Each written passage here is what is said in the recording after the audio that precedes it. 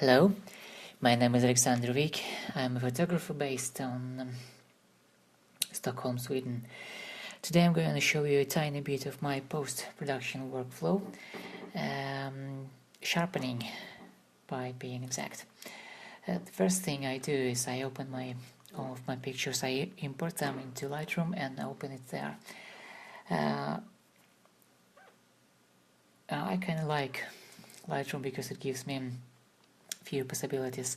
First, the possibility of categorizing all of my pictures, and I can easily preview them here and categorize, as I said. And the next possibility is that you can easily preview them here.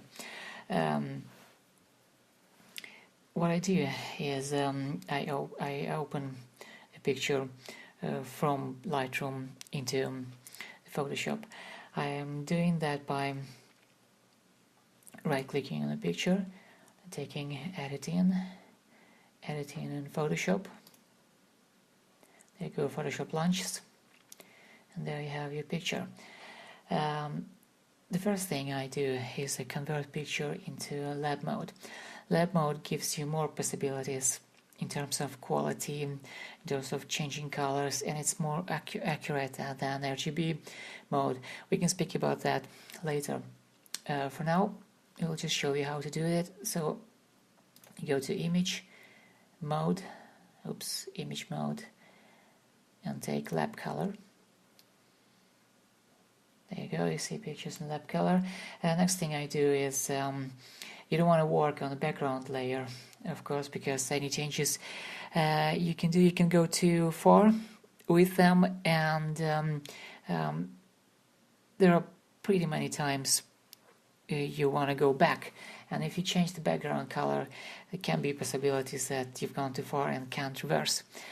So to secure that you can reverse and you can go to the status quo, to the very beginning, you just make a copy of the background layer. You do it by right click on the layer and click on duplicate layer. You can give it a name, sharpen, for example. And by the way, worth to mention is that I'm working directly in raw file. As you can see here, this extension SCR2 means that you're working in raw file. So take OK. Now your picture is in lab mode, and you can see it in channels, because here you see lab lightness A and B channel. That means that you're in lab mode. Otherwise, if you would be in RGB mode, you would see blue, red, green channels. So what I do next is mark lightness and then go to filter and take sharpen, smart sharpen.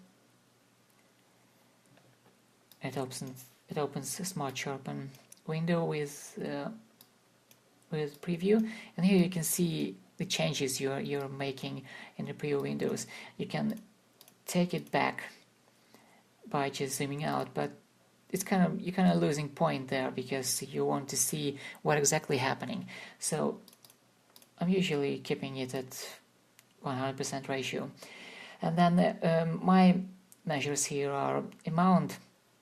I'm taking 95%, and the radius I'm taking 2.4. Remove, I'm taking here, you can choose Gaussian blur, motion blur. Well, you actually don't have motion blur here in this picture because nothing moves, I'm staying still. That's actually me on the picture, by the way. So the blur you want to take away is the lens blur, if any. Then I take more accurate. I'll leave it here as marked, and then I press OK. The Photoshop does it magic, and there you go. The picture is a bit more sharpened, and don't worry that the picture is back in black and white. You can just go back to the colors by clicking on lab channel. Then you have all your pictures back. Then we go back to layers and we can see before and after. So here is after, here is before, here is after, here is before. Maybe you can see that much of a difference on your screen, but if I zoom, if we take a zoom on 100%, for example, whoa, that's way too much. Taking it back.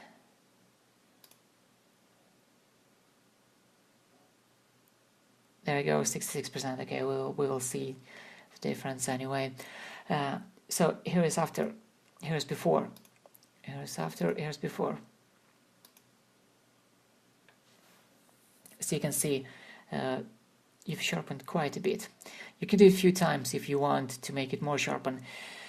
If you've gone too far and then your picture is way too sharp and you're getting this halo, you know, when you sharpen too much, you're getting this halo on the edges of the your subject or any other details, you can reduce the opacity easily by just marking the layer you want to reduce opacity on, and here you see opacity, and you can just drag this